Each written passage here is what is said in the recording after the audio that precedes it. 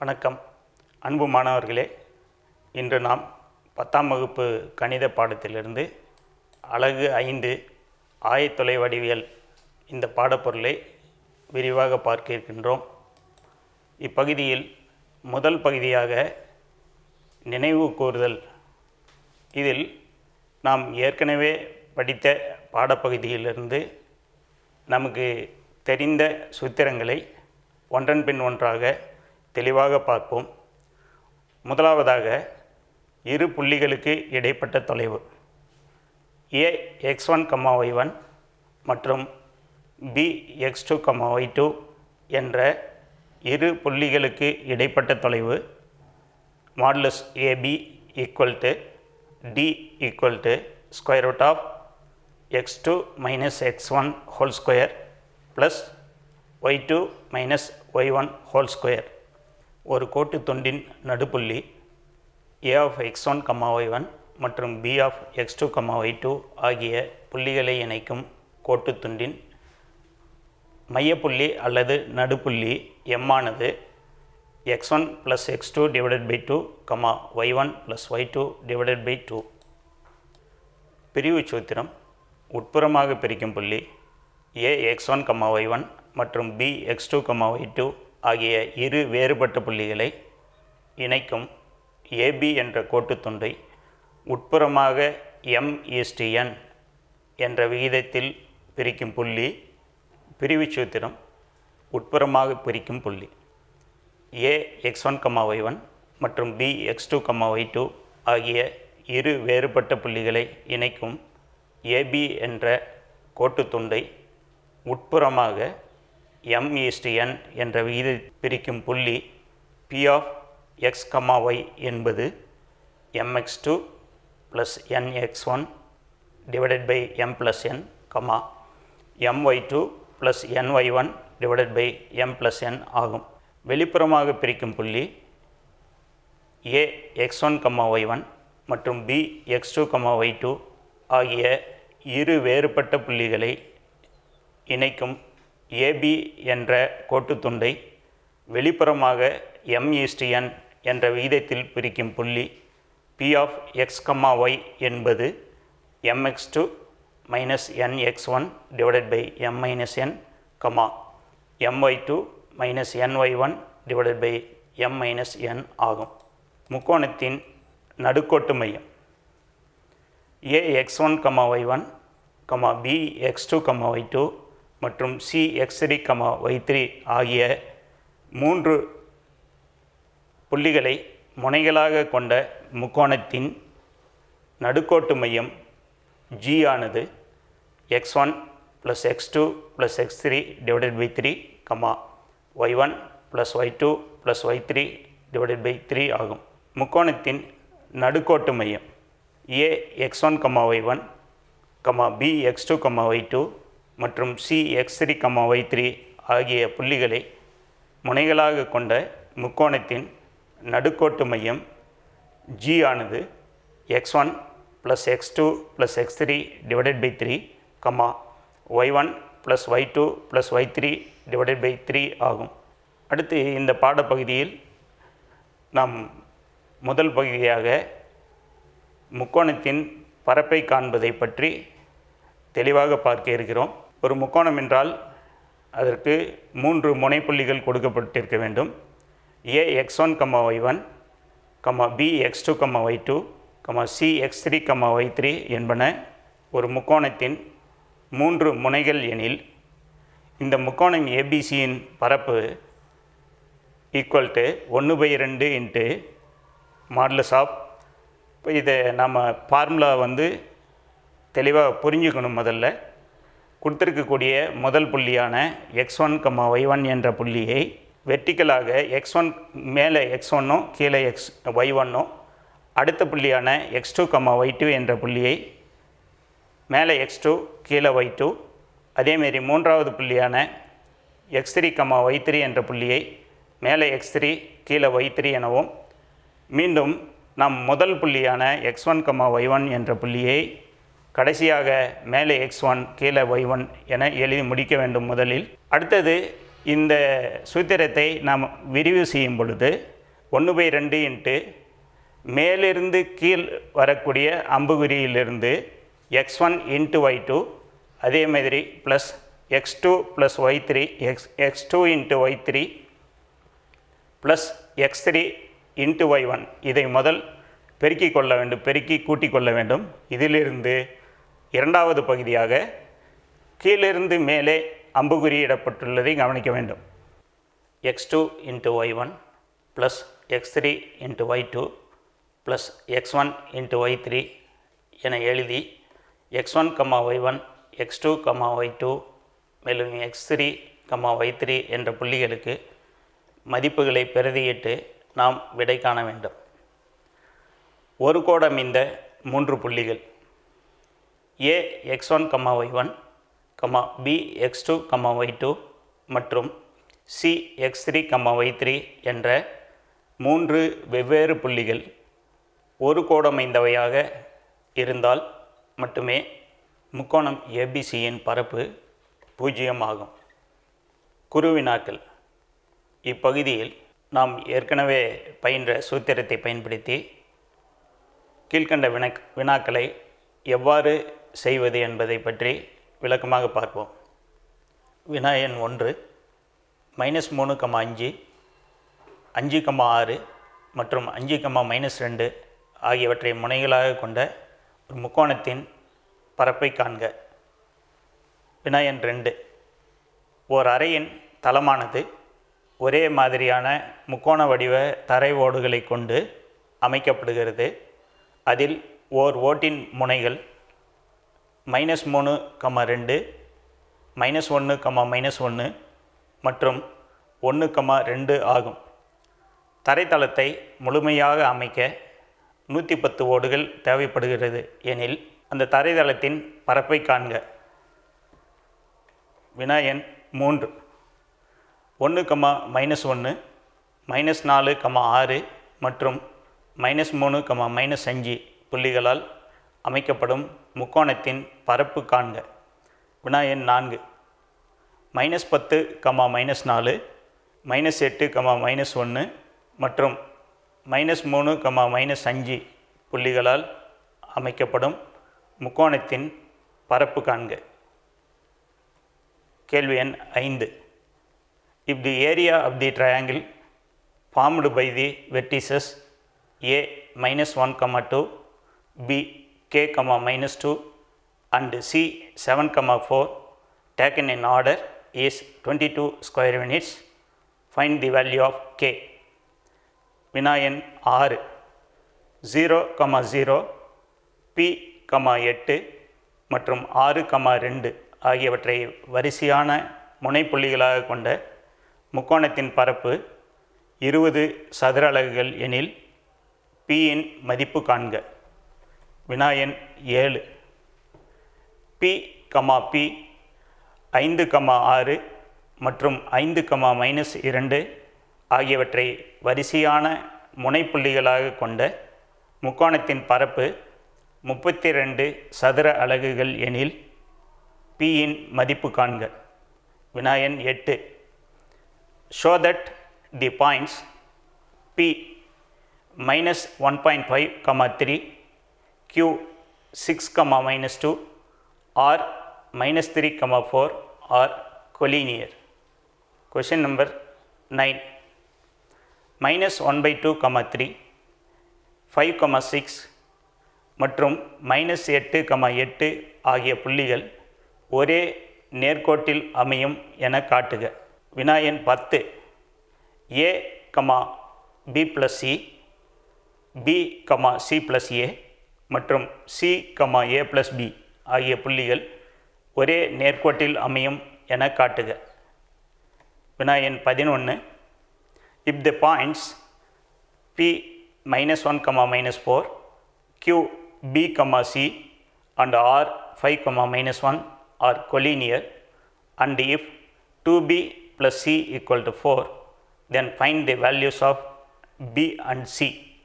வினா எண் 12 2, 3, 4, A மற்றும் 6, -3 என்பன ஒரே நேர்கோட்டில் அமையும் புள்ளிகள் எனில் ஏயின் மதிப்பு காண்க. வினா எண் 13. a, 2 - 2a, -a + 1, 2a மற்றும் -4, -a, 6 - 2a என்பன ஒரே நேர்கோட்டில் அமையும் புள்ளிகள் எனில் ஏயின் மதிப்பு காண்க. இந்த முக்கோணத்தின் பரப்பு காணுதல் இந்த பகுதியில் மொத்தமாக நாம் இதுவரை 13 கணக்குகளை பார்த்தோம். இந்த 13 கணக்குகளிலிருந்து தான் 2 மதிப்பெண் கேள்விகள் தேர்வுக்கு கேட்கப்படும்.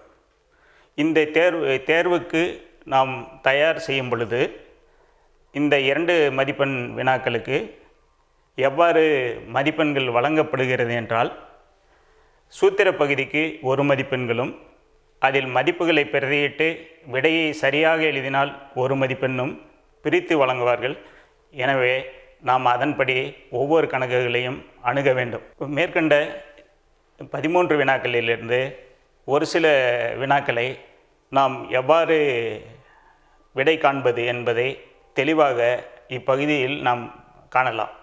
முதலாவதாக இந்த மேற்கண்ட 13 வினாக்களிலிருந்து ஒரு வினாவை எடுத்துக்கொள்வோம். முதலாவதாக -3, 5, 5, -2 மற்றும் 5, 6 ஆகியவற்றை முனைகளாக கொண்ட முக்கோணத்தின் பரப்பை காண்க. இதுதான் கேள்வி. அவங்க கேள்வி கொடுத்துருக்குறாங்க, 3 புள்ளிகள் கொடுத்துருக்குறாங்க. முதல்ல நம்ம இந்த கணக்கை செய்யறதுக்கு முன்னாடி என்ன செய்யணுன்னாக்கா, இந்த புள்ளிகளை எப்பொழுதும் நாம் குறித்து பார்த்து கொள்ள வேண்டும். ஏனென்றால் நாம் இந்த ஆயத்தொலை வடிவியலில் ஒரு வடிவத்திற்கு புள்ளிகள் குறிக்கும் பொழுது ஆன்டி கிளாக் வைஸ் டைரக்ஷன், கடிகாரம் சுற்றும் திசைக்கு எதிர் திசையில் புள்ளிகளை குறிக்க வேண்டும். எனவே அவர்கள் கொடுத்துள்ள முதல் புள்ளியான -3, 5 என்ற புள்ளியை நாம் இங்கு வரைந்திருக்கக்கூடிய XY அச்சு, இந்த அச்சுக்களில் நாம் புள்ளிகளை தோராயமாக குறித்து பார்க்க வேண்டும். முதல் புள்ளி -3, X அச்சு ஆயத்தொலைவு -3, Y அச்சு ஆயத்தொலைவு 5. இந்த புள்ளியை குறித்தோமானால் இது 2ஆம் கால் பகுதியில் அமைகிறது. இரண்டாவது புள்ளியான 5, -2, X அச்சில் 5, Y அச்சில் -2. இந்த புள்ளியை குறித்தால் இது 4ஆம் கால் பகுதியில் அமைகிறது. அடுத்து 5, 6 இந்த புள்ளியை குறித்தால் இது முதல் கால் பகுதியில் அமைகிறது. இந்த 3 புள்ளிகளை எடுத்து பார்த்தால் அவர்கள் கொடுத்திருக்கக்கூடிய வரிசையே ஆன்டி கிளாக் வைஸ் டைரக்ஷனில் தான் இருக்கிறது. எனவே அப்படியே எடுத்துக்கொள்ளலாம். முதல் புள்ளிக்கு அருகில் A -3, 5 என்ற புள்ளிக்கு அருகில் X1, Y1 எனவும் குறித்து கொள்ளலாம். B 5, -2 இந்த புள்ளிக்கு அருகில் X2, Y2 என குறித்து கொள்ள வேண்டும். C 5, 6 இந்த புள்ளியை X3, Y3 என குறித்து கொள்ள வேண்டும். அடுத்து இந்த முக்கோணத்தின் பரப்பைக்கான முதலில் சூத்திரத்தை எழுதி கொள்ள வேண்டும். முக்கோணம் ABCயின் பரப்பு ஏற்கனவே நாம் படித்தறிந்தோம் அல்லவா, அந்த சூத்திரத்தை இங்கே எழுத வேண்டும். 1/2 modulus of X1, Y1, X2, Y2, X3, Y3, X1, Y1 என எழுதி அம்புக்குறிகளை தெளிவாக இட்டுக்கொள்ள வேண்டும். பின்னர் X1, Y1, X2, Y2, X3, Y3, X1, Y1 இந்த மதிப்புகளை பிரதியிட வேண்டும். -3, 5, 5, -2, 5, 6, -3, 5 என அந்த சூத்திரத்தில் உள்ளவாறு புள்ளிகளை நாம் பிரதியிட்டு கொள்ள வேண்டும். அதன் பின்னர் அந்த புள்ளிகளை மேலிருந்து கீழே அம்புகுறியில் இட்டவாறு முதலில் -3 × -2 பெருக்கினால் 6 கிடைக்கிறது. 5 × 6 இதை பெருக்கினால் 30. அடுத்தது 5 × 5 பெருக்கினால் 25. இந்த 3 மதிப்புகளையும் கூட்டி எழுத வேண்டும். மைனஸ் அடுத்தபடியாக கீழிருந்து மேல் நோக்கி அம்புகுறியிட்ட 3 அம்புகுறிகளில் உள்ள எண்களை பெருக்கி கூட்டிக் கொள்ள வேண்டும். 5 × 5 25, -2 × 5 -10, 6 × -3 -18. அடுத்ததாக 1/2 இன்ட்டு மேலுள்ள முதல் பிராக்கெட்டுக்கு உள்ளார இருக்கக்கூடிய எண்களை கூட்டிக் கொள்ள வேண்டும். 6 + 30 + 25 இந்த 3 நம்பர் கூட்டினோம்னா நமக்கு 61 கிடைக்கும். மைனஸ் 25லிருந்து 10 கழிச்சோம்னா 15, 15யும் -18யும் கூட்டினோம்னா -3. அப்போ வெளியில் ஒரு மைனஸ் இருக்குது, -3. அப்போ என்னவாகும்னா +3 ஆகும். 61யும் 3யும் கூட்டினோம்னாக்கா 64. முன்னாடி இருக்கக்கூடிய 1/2ஆல் இதை பெருக்க வேண்டும். பெருக்கினால் நமக்கு கிடைப்பது 32. எனவே இந்த வினாவிற்கான விடை 32 சதுர அலகுகள் ஆகும். இந்த கணக்கில் அவங்க 3 புள்ளிகள் கொடுத்துருந்தாங்க. நம்ம என்ன செஞ்சோம்னா இந்த 3 புள்ளிகளை முதல்ல ஆன்டி கிளாக் வைஸ் டைரெக்ஷனில் நம்ம எழுதிக்கிட்டோம். எழுதிக்கிட்டு அடுத்தது ஃபார்முலா எழுதணும். ஃபார்முலாவில் இந்த மதிப்புகளை பிரதியிட்டணும். இப்போ இந்த ஃபார்முலா எழுதி அதில் மதிப்பெண்களை பிரதியிட்டினாவே 1 மார்க் நாம் வாங்கிடுறோம் ரொம்ப ஈஸியாக. அடுத்த பகுதியில் என்ன செய்யணுனாக்கா இந்த அம்புக்குறியிட்டவாறு நாம் பெருக்கி எழுதணும் இல்லையா, அந்த பகுதியை எழுதி சுருக்கி கடைசி ஸ்டெப்பில் ஆன்சரை மட்டும் தெளிவாக எழுதினோம்னா இதுக்கு ஒரு மதிப்பெண் கொடுப்பாங்க. நம்ம ரொம்ப எளிதாக 2 மதிப்பெண்கள் இந்த கணக்குக்கு பெற முடியும். இந்த ஒட்டுமொத்த பகுதியிலிருந்து 2 மதிப்பெண்கள் மட்டும்தான் கேட்பாங்க. இதில் 5 மதிப்பெண்கள் இதில் வராது. அடுத்த வினா, ஒரு அறையின் தளமானது ஒரே மாதிரியான முக்கோண வடிவ தரை ஓடுகளை கொண்டு அமைக்கப்படுகிறது. அதில் ஓர் ஓட்டின் முனைகள் -3,2, -1, -1 மற்றும் 1,2 ஆகும். தரைத்தளத்தை முழுமையாக அமைக்க 110 ஓடுகள் தேவைப்படுகிறது எனில் அதன் பரப்பை காண்க. நம்ம இந்த கணக்கை முதல்ல நல்லா தெளிவாக புரிஞ்சுக்கணும். முதல்ல கணக்கை தெளிவாக படிக்கணும். இதில் என்ன கொடுத்துருக்குறாங்கனாக்கா ஒரு ஓடு இருக்குது, அந்த ஓட்டினுடைய முக்கோண வடிவத்தில் இருக்குதுன்னு சொல்லி கொடுத்துருக்குறாங்க. அந்த முக்கோணத்தினுடைய 3 புள்ளிகள் கொடுத்துருக்குறாங்க.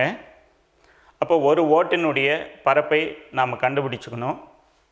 அடுத்தது அவங்க என்ன கொடுத்துருக்குறாங்க, 2வது பகுதியில் 110 ஓடுகள் தேவைப்படுகிறதுன்னு கொடுத்துருக்குறாங்க. அப்போ ஒரு ஓட்டினுடைய பரப்பு கண்டுபிடிச்சிட்டோம்னா அதை 110ஆல் பெருக்கணும்னா மொத்த பரப்பு கிடைச்சிடும். இதுக்கு நம்ம முதல்ல என்ன செய்யணுன்னாக்கா ஏற்கனவே முந்தைய கணக்கில் செஞ்சோம் இல்லையா, அதே மாதிரி இந்த புள்ளிகளை முதல்ல ரஃப்பாக குறித்து பார்த்துக்கணும். அப்போ இந்த அச்சுக்களில் குறிக்கும்போது முதல் புள்ளியான -3,2 அந்த புள்ளியை குறிக்கும்போது அது 2வது கால் பகுதியில் அமையுது. 2வது புள்ளியான -1, இந்த புள்ளி 3ஆம் கால் பகுதியில் அமையுது. அடுத்து -1, 2 என்ற புள்ளி முதல் கால் பகுதியில் அமையுது. சரி, குறித்து பார்த்துட்டு இந்த புள்ளிகளை வரிசைப்படுத்தி x1 y1, x2 y2, x3 y3 ஆகியவற்றை நாம் குறித்து கொள்ள வேண்டும். ஓர் ஓட்டின் முனைப்புள்ளிகள் A -3,2, B -1, -1 மற்றும் C 1,2 என்க. ஒரு ஓட்டினுடைய பரப்பளவு ஈக்குவல் டு ஓடு முக்கோண வடிவில் இருப்பதால் நாம் அந்த முக்கோணத்தின் பரப்பு காணல் சூத்திரத்தை முதலில் எழுத வேண்டும். 1/2 into modulus of x1 y1, x2 y2, x3 y3, x1 y1 equal to இங்கு நாம் x1 y1, x2 y2, x3 y3 ஆகியவற்றின் மதிப்புகளை எழுதி வைத்திருக்கிறோம். அந்த மதிப்புகளை இந்த சூத்திரத்தில் பிரதியிட வேண்டும். 1/2 இன்ட்டு மாடுலஸ் ஆஃப் -3 2, -1 -1, 1 2, -3 2. இதுவரை எழுதினால் நமக்கு 1 மதிப்பெண்கள் கிடைக்கும். அடுத்த பகுதியில் அம்புகுறியில் காட்டியுள்ளவாறு நாம் பெருக்கி எழுத வேண்டும். 1/2 into -3 into -1 3, -1 into 2 -2, 1 into 2 2, minus of கீழிருந்து மேலாக செல்லக்கூடிய அம்புகுறியிட்டவாறு நாம் பெருக்கி எழுத வேண்டும். 2 into -1 -2, -1 into 1 -1, 2 into -3 -6 equal to 1/2 into முதல் ப்ராக்கெட்டில் இருக்கிறத கூட்டினோம்னா 3 -2 1, அதனுடன் 2ஐ கூட்டினால் 3. அப்போ முதல் ப்ராக்கெட்டில் இருக்கிறது 3 வருது. ஃபார்முலாவிலேயே மைனஸு, அப்போ மைனஸ் எழுதி கொள்ள வேண்டும். அடுத்து ரெண்டாவது ப்ராக்கெட்டில் இருக்கிறது கூட்டினோம்னா -2 -1 -6, இது 3 கூட்டினோம்னா -9. அப்போ மைனஸ் ஆஃப் மைனஸ் வர்றதுனால இங்கே ப்ளஸ் வந்துடும். 1/2 இன்ட்டு 12, 12ஐ 1/2 பெருக்கும்போது ஒரு ஓட்டினுடைய பரப்பு 6 சதுர அலகுகள் என கிடைக்கிறது. இப்போ ஒரு ஓட்டினுடைய பரப்பை நாம் கண்டுபிடித்து விட்டோம். அடுத்து கணக்கில் என்ன கேட்டிருக்கிறார்கள் என்றால் 110 ஓடுகளினுடைய பரப்பை காண்க. இதுதான் கணக்கு. அப்போது தரைத்தளத்தின் பரப்பு = 110 இன்ட்டு ஒரு ஓட்டினுடைய பரப்பு 6. அப்போ 110ஐயும் 6ஐயும் பெருக்கணும்னா நமக்கு கிடைக்கிறது என்னென்னாக்கா 660 சதுர அலகு. அப்போது தரைத்தளத்தினுடைய மொத்த பரப்பு = 660 சதுர அலகுகள் ஆகும். அடுத்த வினா, வரிசையில் அமைந்த 0,0, 0,P, 6,2 என்பவற்றை முனைப்புள்ளிகளாக கொண்ட முக்கோணத்தின் பரப்பு 20 சதுர அலகுகள் எனில் Pயின் மதிப்பை காண்க. இப்போ இந்த கணக்கில் என்ன கொடுத்துருக்குறாங்கன்னா 3 புள்ளிகள் கொடுத்துருக்குறாங்க. முக்கோணத்தினுடைய பரப்பு அவங்களே கொடுத்துட்டாங்க. நம்மளை என்ன கண்டுபிடிக்க சொல்கிறாங்கனாக்கா அந்த 3 புள்ளிகளில் ஒரு புள்ளி தெரியாத மதிப்பு கொடுத்துருக்குறாங்க. இப்போ இரண்டாவது புள்ளியினுடைய ஒய்எச் ஆயக்கூறு என்னன்னு கொடுக்கல, அதுக்கு பதிலாக Pன்னு கொடுத்துருக்குறாங்க. நம்ம இந்த கணக்கில் அந்த தெரியாத மதிப்பை கண்டுபிடிக்க வேண்டும். இதுக்கு என்ன செய்கிறோம்னாக்கா அதே சூத்திரத்தை தான் பயன்படுத்துகிறோம். முக்கோணத்தின் பரப்பு காணல் சூத்திரத்தை பயன்படுத்தி தான் எழுதப் போகிறோம். இந்த புள்ளிகளை நாம் எக்ஸ் அச்சு ஒய் அச்சில் குறித்து பார்க்க தேவையில்லை. அவர்களே வரிசைப்படுத்தி கொடுத்திருக்கிறார்கள். அந்த புள்ளியை, முதல் புள்ளியை x1, y1 எனவும், இரண்டாவது புள்ளியை x2, y2 எனவும், மூன்றாவது புள்ளியை x3, y3 எனவும் குறித்து கொள்ள வேண்டும்.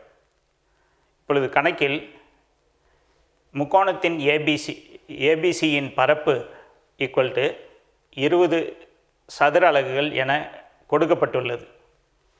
அதை எழுதி கொள்கிறோம். இப்போ முக்கோணத்தின் பரப்பு சூத்திரத்தை எழுதுகிறோம். 1/2 இன்ட்டு முக்கோணத்தின் பரப்பு சூத்திரத்தை எழுதுகிறோம் = 20. அடுத்தது இந்த x1, y1, x2, y2, x3, y3, x1, y1 இந்த மதிப்புகளை பிரதியிடுறோம். 1/2 இன்ட்டு 0, 0, P 8, 6, 2, 0, 0 = 20 என எழுதி கொள்ள வேண்டும். அடுத்தது நம்ம ஏற்கனவே செஞ்ச மாதிரி மேலிருந்து கீழே வரக்கூடிய அம்புகுறியில் காட்டப்பட்டுள்ள எண்களை பெருக்க வேண்டும். 0 × 8. அப்போ 0வை எந்த எண்ணால் பெருக்கணும்னாலும் நமக்கு 0 தான் கிடைக்கும். 0 P × 2, 2ஐயும் பெருக்கினா 2P. அடுத்து 6ஐயும் 0ஐயும் பெருக்கணும்னா நம்ம ஏற்கனவே சொன்ன மாதிரி இதுக்கும் 0 தான் வரும். 0 -. இப்போ கீழிருந்து மேலே செல்லக்கூடிய அம்புகுறி 0 × P. அப்போ 0வை எந்த எண்ணால் பெருக்கினாலும் 0 தான். 0 8 × 6 48, 2 × 0 0. இப்போ முதலில் எழுதிய 3 எண்களையும் கூட்டிக் கொள்ள வேண்டும். கூட்டினோமானால் 0 + 2P + 0, இது 3ஐயும் கூட்டினோம்னா 2P மைனஸ் 0 + 48 + 0, இதை கூட்டினா -48 = 20 கணக்கில் கொடுத்துருக்குறாங்க. அப்போ இந்த 1/2 இருக்கக்கூடிய இந்த டினாமினேட்டரில் இருக்கக்கூடிய 2 அந்த பக்கம் எடுத்துகிட்டு போனோம்னா பெருக்கலாகும். 20 × 2 40. இப்போ நாம் Pயினுடைய மதிப்பு கண்டுபிடிக்கணும். அப்போது P இருக்கக்கூடிய பகுதியை மட்டும் இடப்பக்கம் வச்சுக்கிட்டு மற்றதெல்லாம் வலப்பக்கம் எடுத்துகிட்டு போகிறோம். அப்போ இடது பக்கம் வேறு என்ன இருக்குன்னா -48 இருக்குது. இது அந்த பக்கம் எடுத்துகிட்டு போனோம்னா +48. ஏற்கனவே அந்த பக்கம் 40 இருக்குது. 2ஐயும் கூட்டினோம்னா 88. அப்போது இடது பக்கம் 2P = 88ன்னு கிடச்சிருக்கு. அப்போ 2 இடது பக்கம் பெருக்கல்ல இருக்குது. அந்த பக்கம் எடுத்துகிட்டு போனோம்னா வகுத்தலாகும். 88 / 2 சுருக்கணும்னா 44. அப்போ பியினுடைய மதிப்பு 44ன்னு கண்டுபிடிச்சிருக்கிறோம். அடுத்த கணக்கு 2,3 4, a 6, -3 என்ற புள்ளிகள் ஒரு நேர்கோட்டில் அமைந்த புள்ளிகள் எனில் ஏயின் மதிப்பு காண்க. இந்த கணக்கில் புள்ளிகள் அவங்களே கொடுத்துருக்குறாங்க. இந்த புள்ளிகள் ஒரு நேர்கோட்டில் அமைஞ்சிருக்குதுன்னு கொடுத்துருக்குறாங்க. நமக்கு இந்த புள்ளியில் ஒரு தெரியாத மதிப்பு ஏவின் மதிப்பை கண்டுபிடிக்கணும். அப்போது நம்ம ஏற்கனவே நமக்கு தெரியும், ஒரு நேர்கோட்டில் அமைந்திருந்ததுன்னா முக்கோணத்தினுடைய பரப்பு 0ங்கிறது தெரியும். கொடுக்கப்பட்டுள்ள புள்ளிகளை வரிசைப்படுத்தி எழுதிக்கிறோம். ஏற்கனவே நமக்கு தெரிஞ்ச ஃபார்முலா முக்கோணத்தின் பரப்பு சூத்திரத்தை எழுதிக்கிறோம். =0ன்னு அவங்க ஒரு நேர்கோட்டில் அமைந்த புள்ளிகள்னு கொடுத்துருக்கிறதுனால =0ன்னு போட்டுக்கிறோம். x1 y1 x2 y2 x3 y3 இதனுடைய மதிப்புகளில் பிரதிடுறோம்.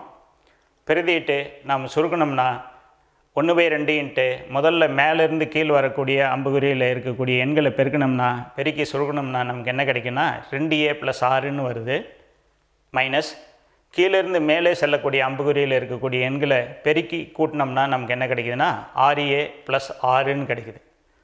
அப்போது இதை ரெண்டையும் நாம் கூட்டும் பொழுது -4a = 0ன்னு கிடைக்குது. இந்த பக்கம் இருக்கக்கூடிய 1/2 அந்த பக்கம் எடுத்துகிட்டு போனோம்னா பெருக்கல் 2. அப்போது நமக்கு -4a = 0ன்னு கிடைக்குது. அப்போ இதிலிருந்து ஏவோட மதிப்பு 0 என கிடைக்கிறது. மாணவர்களே, நாம் இந்த பாடப்பகுதியில்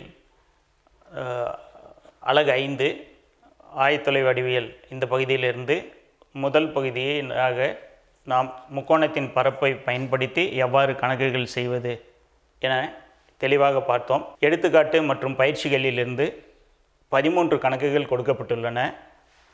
இதிலிருந்து தான் சில கேள்விகள் தேர்வுக்கு வர இருப்பதால் நாம் தெளிவாக இந்த கேள்வியை முதல்ல படித்து புரிந்து கொள்ள வேண்டும்.